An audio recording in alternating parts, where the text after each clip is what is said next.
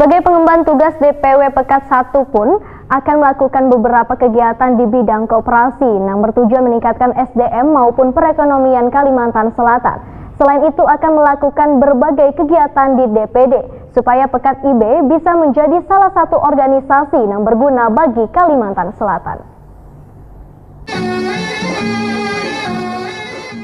Dilantiknya menjadi Ketua DPW Pembela Kesatuan Tanah Air Indonesia Bersatu periode 2019-2024 merupakan suatu tantangan yang harus dilaksanakan dengan baik. Sebagai pengemban tugas ini, DPW Pekat IB pun akan melakukan beberapa kegiatan di bidang koperasi yang bertujuan meningkatkan SDM maupun perekonomian Kalimantan Selatan. Demikian dipadahkan Ketua DPW Pekat IB Hermansah Waitakoni Prima TV usai pengukuhan wan pelantikan anggota Pekat IB tahun 2019 di panggung Siiring Pemko Jalan RE Marta Dinata Banjarmasin Tengah Baisukan Sabtu 4 Mei 2019.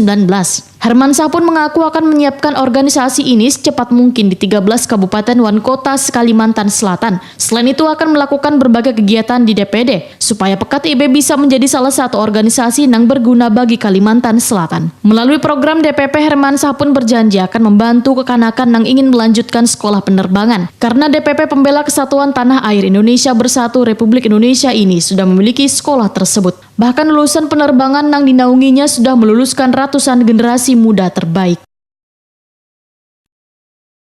Setelah ini, pertama kami juga mengucapkan terima kasih dulu khususnya para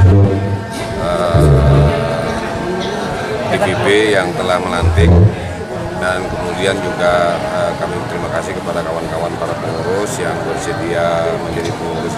Nah, jadi program yang pertama, setelah ini kan kami membentuk DPD se-Kalimantan Selatan yang banyak vakum ke 13 kabupaten kota.